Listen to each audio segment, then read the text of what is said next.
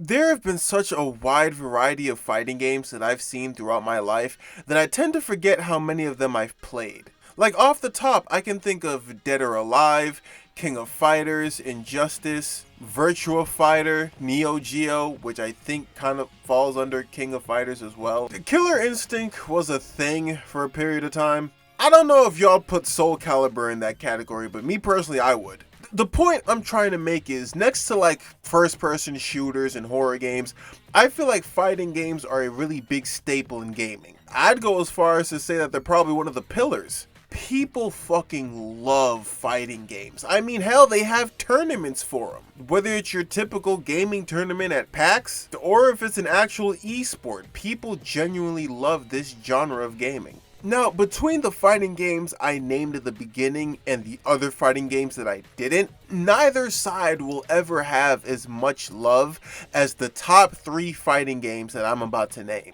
Number 1 is Mortal Kombat. Mortal Kombat took fighting games to a next level. It's one thing to beat your opponent's ass. It's another thing to rip his head off at the end of it. Mortal Kombat earned its reputation through intense violence, blood, and gore. So much so that folks try to get him at the paint. As much as that reputation was earned through violence, it was also earned through controversy. News reports were made throughout the beginning of its career. I'm pretty sure a lawsuit was filed in the 90s. I don't know. I wasn't there during that time. It was wild, but nonetheless, it beat the odds and went on to have a successful career all throughout the 90s and the early 2000s. They didn't drop as many games throughout the 2010s in comparison to the 2000s, but it's still going strong to this day. The second out that 3 is Tekken. Now, Tekken wasn't as controversial as Mortal Kombat, however, it was still extremely popular. You see, it was released a couple years after Mortal Kombat, and in comparison to Mortal Kombat, it was a little bit more complicated. While in Mortal Kombat, and the next game we're going to talk about, its arcade machines had punch and kick 2 buttons, Tekken had 4 buttons, like one for each body part. Now, whether you like that or not, in my opinion, it helped separate itself from Mortal Kombat. The gameplay was a lot more extensive. Visually, it looked better than the other arcade fighting games. Then people actually gave a fuck about its story. That last part was an assumption. As I said, I wasn't there in the 90s.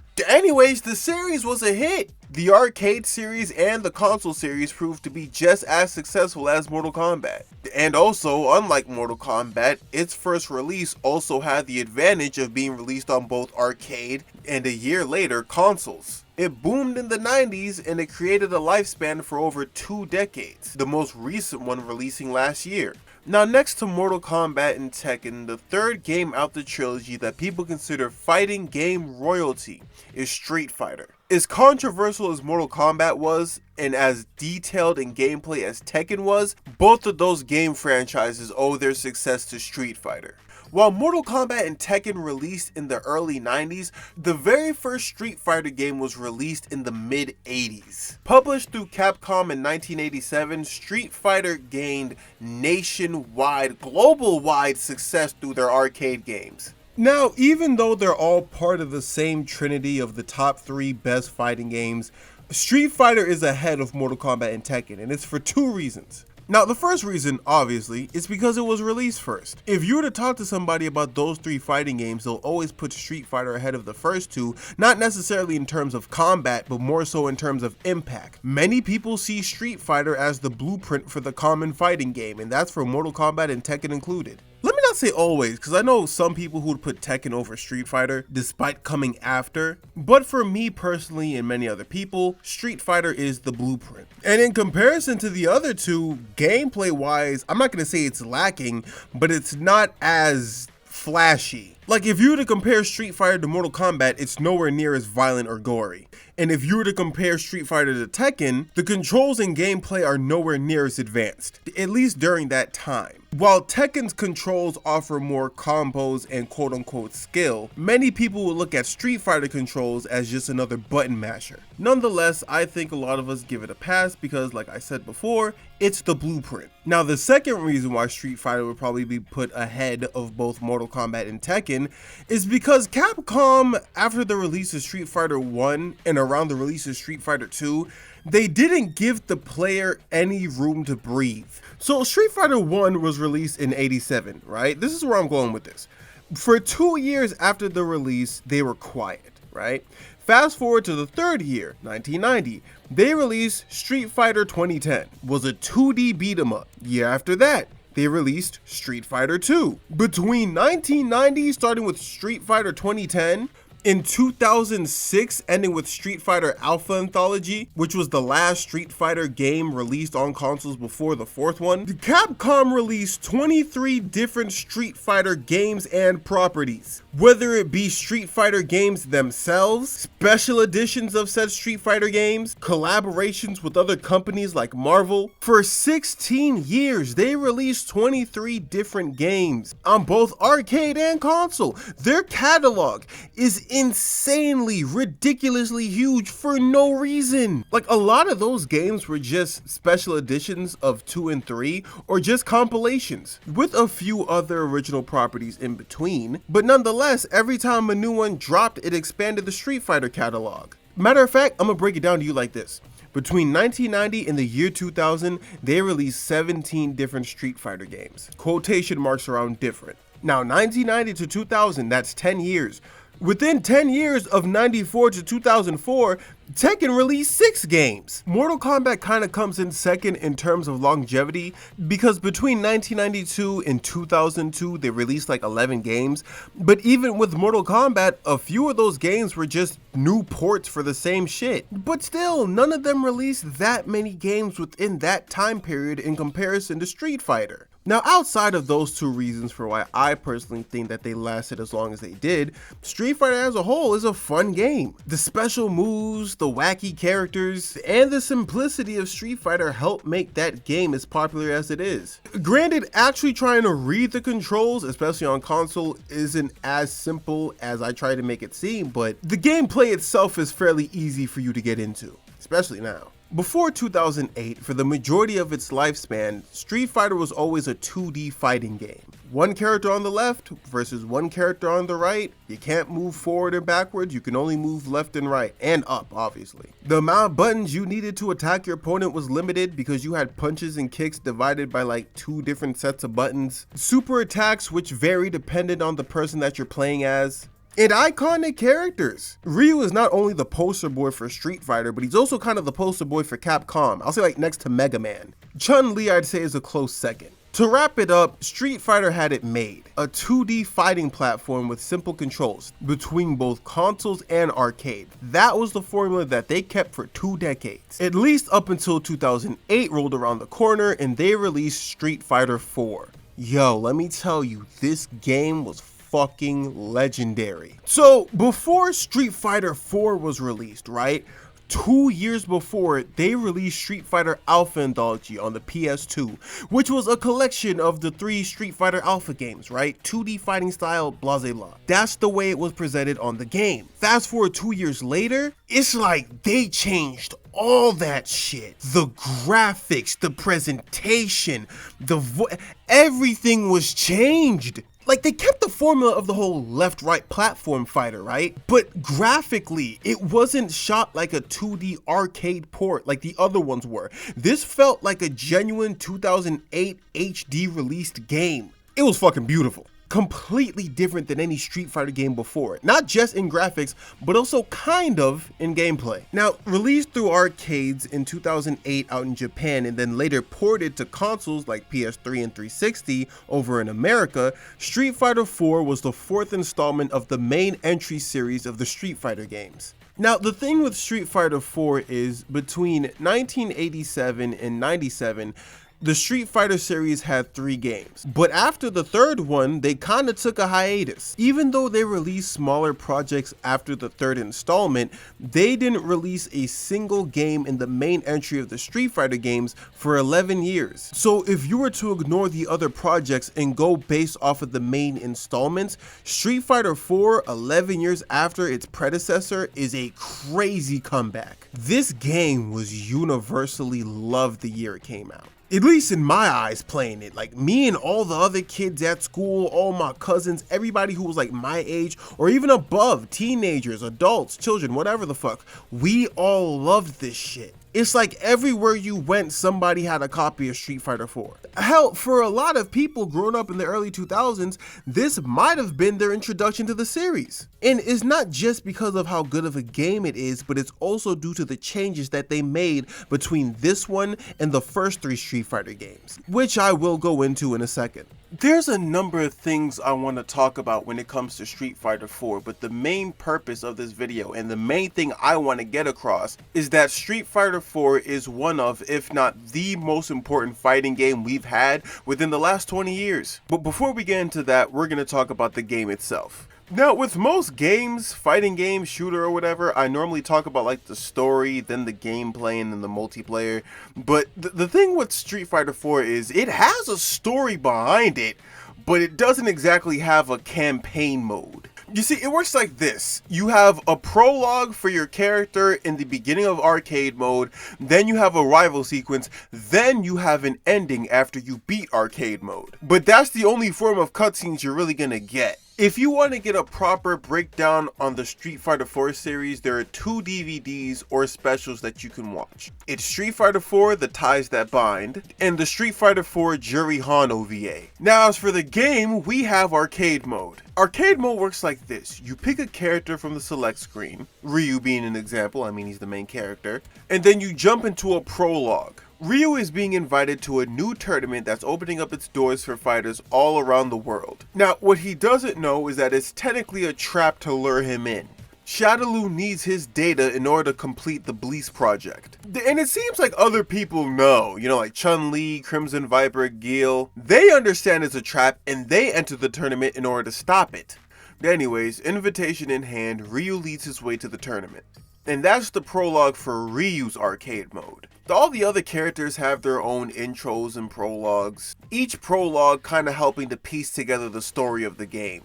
Now, once the prologue is finished, you are free to complete the remainder of arcade mode. Now, how it works is you need to go through a ladder of different opponents until you get to the final boss, which is Seth. The first few opponents on the ladder is fairly easy, depending on the difficulty, but after the 3rd or 4th one, it gets increasingly harder. You ever played Mortal Kombat?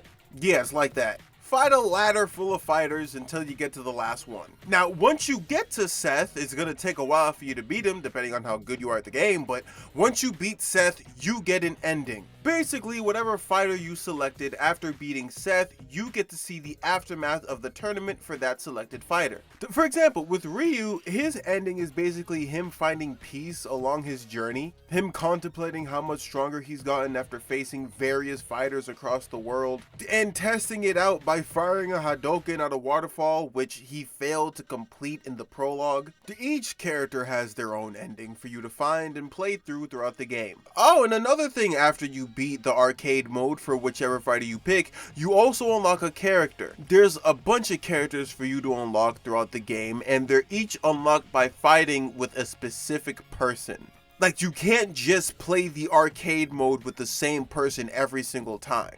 You'll unlock a character the first time, but the second time, you're not really going to get anything.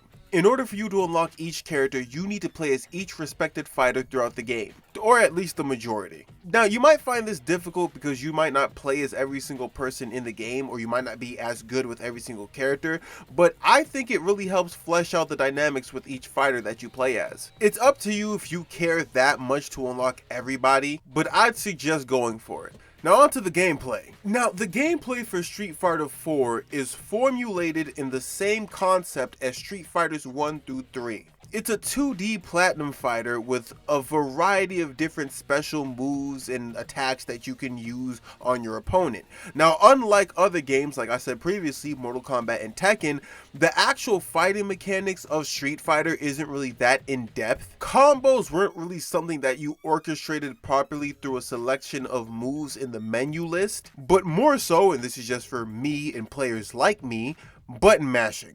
Like, let's say you're playing Injustice, right? You know how if you go into the menu selection, there's a selection of different combos that you can use against your opponent, like X, Y, X, or forward X, back Y, B, or whatever the hell. Yeah, they don't do that in Street Fighter. It's the same as the arcade games. You have light punch, medium punch, and heavy punch, along with light kick, medium kick, and heavy kick. They all kind of do the same actions, but each tier is a different level of damage. Now, you yourself use these different aspects of combat for your own form of combos. Me personally, I'ma keep button mashing. Now, next to the basic combat maneuvers, you also have special moves. Each character has their own form of special moves that they use against their opponent. For example, Ryu and Ken, they have the Hadouken, the Shoryuken, and I'm not pronouncing that other shit. They have the Tornado Kick. A variety of special moves that you can use against your opponent. Every single character has at least 3. Now, in the way that this game gives you both light punches and heavy punches,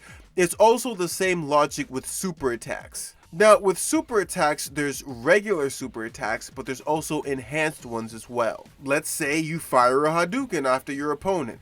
That's the regular format of executing it according to the game. But if you have a bar loaded up at the combo meter, you're able to fire an enhanced version of your special move. So rather than a blue ball of energy, it's a ball of fire being shot at your opponent. You can do it with literally every single special move in this game. It's gonna cost you a bar from the combo meter, but in the right moment, it will help you out. Now, outside of special moves, you also have super moves. Now, at the bottom of your screen, you have 2 meters. You have the combo meter and the revenge meter. With the combo meter, you already know you can use that for enhanced special moves, but once the combo meter fills up all the way, you're able to do a super move. Think of it as like an enhanced special move times like 3. It does crazy amounts of damage. If you hit your opponent with it at the right time, if they're not blocking that is, it'll take a good like third of their health bar. Now, in order for you to fill up this meter, you need to constantly attack your opponent. Offense helps build your combo meter, and if it remains untouched, it'll stay with you for the entire match. You never have to worry about losing it after the round ends. The only way for it to deplete is if you use a super move or an enhanced move. Now, on to the next part, right? See, super moves, they're pretty cool. You know, they do a good amount of damage, but they're not too crazy, you know, they're nothing too flashy. They saved all that flashy shit for the ultimate moves. Now, here's how the ultimate moves work.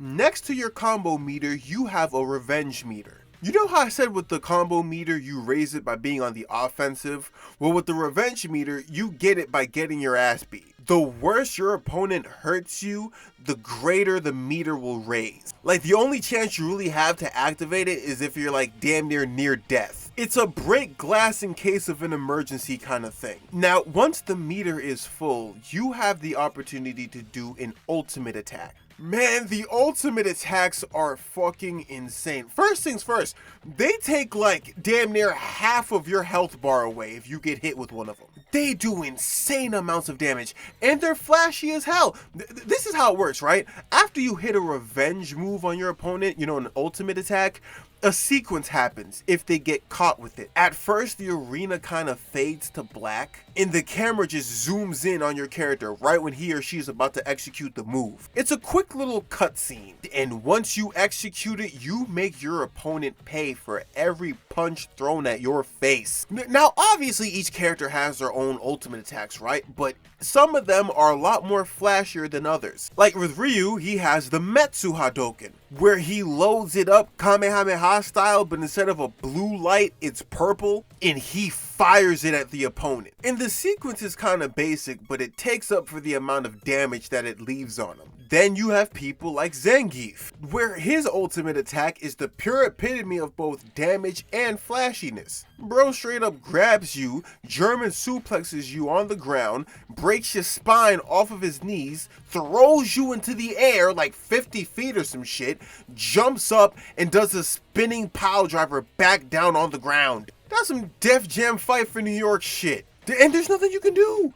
All you can really do is pray to God that you blocked quick enough. You can't counter it, you can't fight back. No, bro, the second they got you, it's death. They went even crazier with the Ultra attacks in Ultra Street Fighter 4, but I would consider that a completely different game, so we'll probably talk about that in another video. Even though the formula in combat was the same as the other Street Fighters, both the Ultra attacks and the Super attacks really help separate it and evolve it in comparison to its 3 predecessors. which should be expected. You know, it came out 11 years later. You would expect it to be different. But the fact that they went that hard with it and put that much effort into making sure that it was a proper advancement of the Street Fighter series is really special. Now, speaking of advancements, alright, outside of the gameplay, I want to talk to y'all about the visuals. The visuals for Street Fighter 4 are beautiful. What they did was they kept the 2D platform style of the older games, but they replaced everything else with 3D models. The fighters,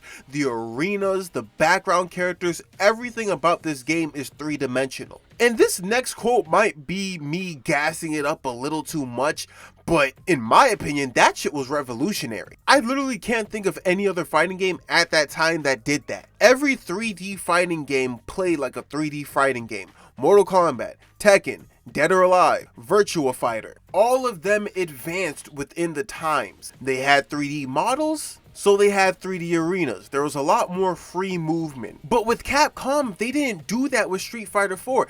They advanced it on the grounds of, this is what the modern visuals look like today, and this is what we're going to do with Street Fighter, but they remained within their roots by keeping it 2D platform styled. They took positive modern attributes while being able to keep the old school arcade style of gaming. It's fucking brilliant. And as I said, I might be gassing it up a little too much, but like I said previously, I can't think of anybody else who was doing it outside of Street Fighter 4. They literally took the good parts of the old school, the good parts of the new school, and combined it and turned it into a video game. That shit was hot. Now, as for the visuals with the arenas, I love them. Every single arena in this game comes alive, and it feels alive. Each arena represents a different location on the planet. Whether it be American cities, an African safari, ships in the middle of the sea, military bases, laboratories, hell, even a parking lot. They put everything they had into the visuals of these arenas. And when I say it comes alive, I mean that shit. It's like,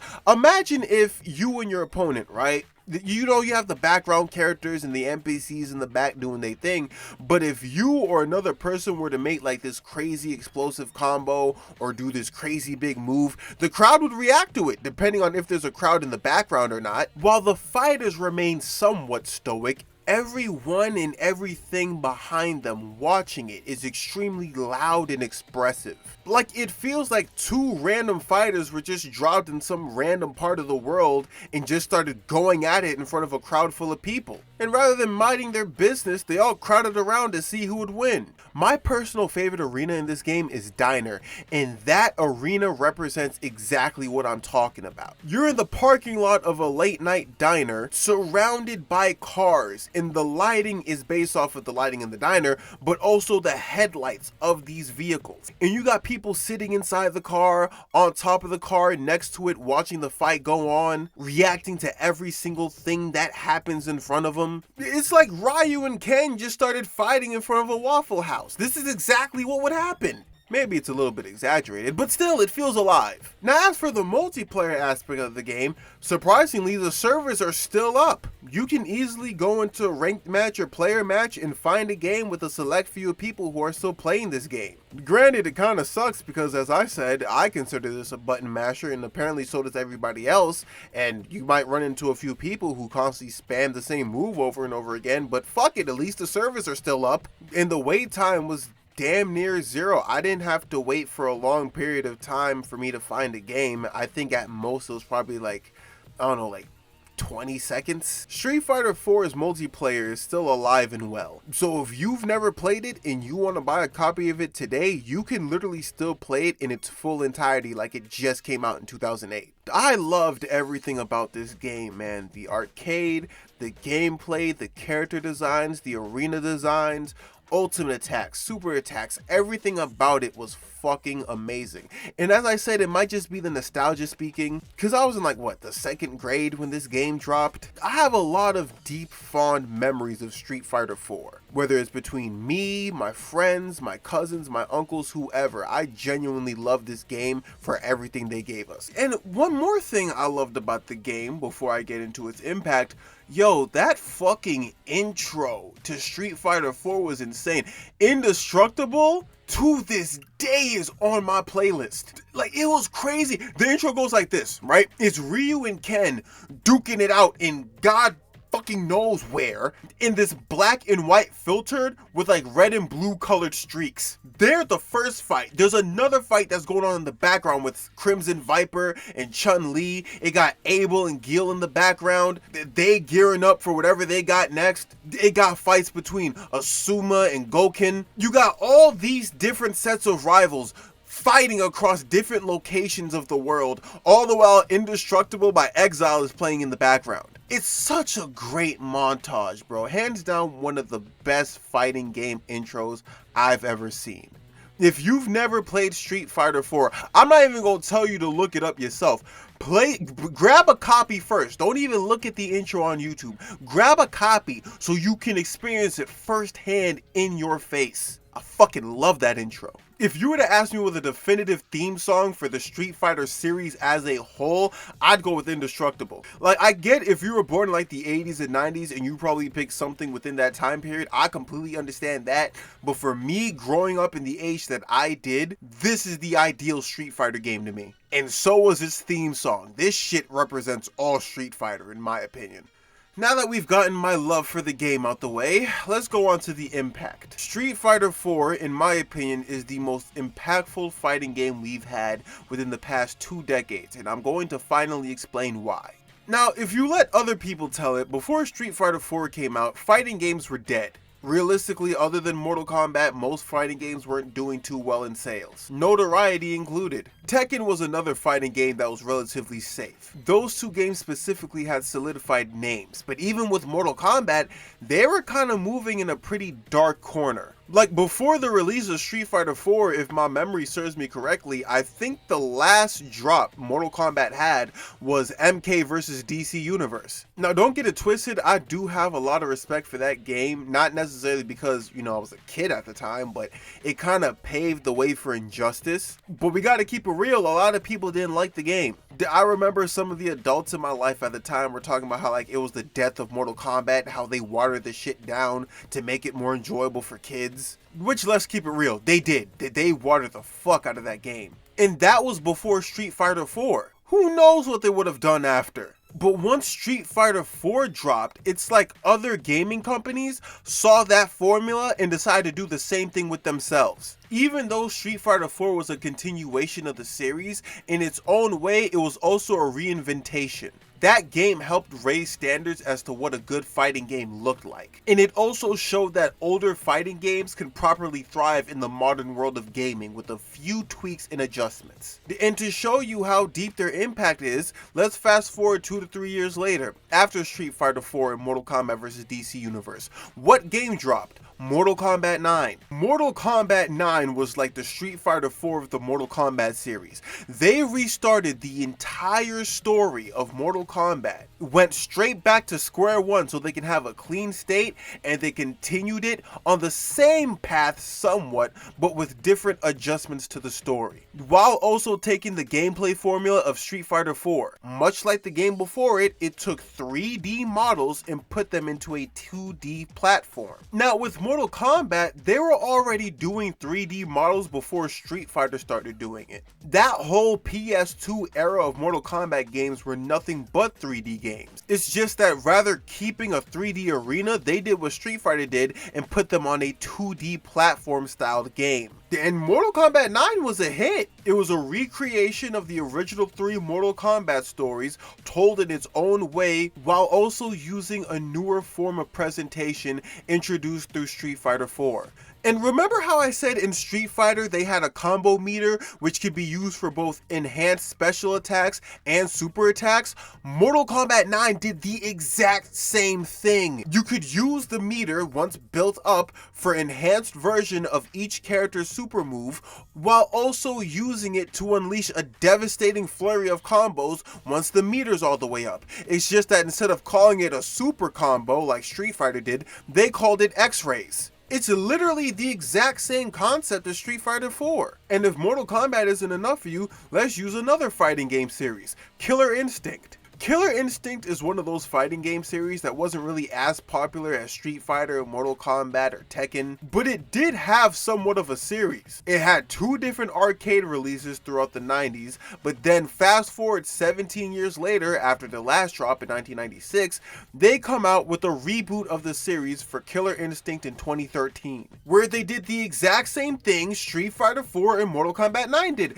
They took 3D models and they put them on a 2D platform. And much like Street Fighter 4 and then later Mortal Kombat 9, Killer Instinct also had a combo meter, which once filled up, you could use for each character's own variation of super combos, each one more flashy than the last. Now Tekken's a funny one, because for the most part, they're probably one of the only fighting games that I can say has relatively stayed the same throughout the amount of time that I've known it. But even when Street Fighter 4 came out, I remember they had a collaboration like a year later with Street Fighter X Tekken, where rather than actually divvying it up between Street Fighter gameplay and Tekken gameplay, they just abandoned whatever Tekken gameplay mechanics they had and just made it an expansion of Street Fighter 4. Like, I swear to God, every single Tekken character played just like Street Fighter. That game was not Street Fighter X Tekken. It felt more like DLC for Street Fighter 4, but with Tekken characters. But I will say this about Tekken, I can't remember if it was 6 or 7. I think it was 7. Where if you were near death and you hit the top right bumper, you had the ability to do your own variation of a super move or ultimate attack like you could with the Revenge Ultimates in Street Fighter 4. Now that might be a bit of a stretch, but I mean, hey, it's an addition. Whether you believe Street Fighter 4 was the saving grace of fighting games or not, that is your opinion and that is your right to have it, but I want you to look at it like this. During the time of gaming, that specific era, I'll say it was dominated by first-person shooters, third-person sandboxes, and I'm gonna add like horror games as a pretty close third. Fighting games weren't really a top dog like that, and it's not to say that there weren't any, because they were, but none of them really broke the mold the way Street Fighter 4 did. The release of Street Fighter 4 didn't just put a spotlight back on the Street Fighter series, but it also made fighting games as a whole feel special again, at least in the eyes of the people outside of that community. Street Fighter 4 was both a great game and a great aid to the fighting genre as a whole, and I love it for it. If you've never played it, get a copy of it today. It should be cheap as hell, I promise you. And the funny thing about Street Fighter is that in terms of like my favorite fighting game series, it's not Street Fighter, it's Mortal Kombat. It's always been Mortal Kombat, but my ideal fighting game, like number one, I'll always put Street Fighter 4 on top of that. Street Fighter 4 has that spot for me, and I'm glad I got to experience it when I did. That concludes this episode of Reggie TV. I hope you enjoyed it. It was fun revisiting Street Fighter 4, man. And you know what was funny? The thing that made me talk about this game was actually Mortal Kombat 9, because I was playing it on my PS3, and I was I think I played it after I played Street Fighter 4. Like, I was replaying it or whatever. And I'm like, damn, there's a lot of similarities between these two games. And I always kind of heard that people consider Street Fighter 4 as like the saving grace of the series or the genre itself. But I never actually dove deep into that theory. So it was kind of fun being able to do that here, you know, make a video out of it. You know, it was fun making content with it. So I hope y'all enjoyed it. I enjoyed it. I think I might do a Mortal Kombat vid next. I don't know. I have a variety of things I want to talk about. There's Watch Dogs, WWE 12. I don't know what I'm going to do next, but it's going to be something. So I hope y'all enjoyed it. I enjoyed it. I'll see y'all next time, man. I'm out.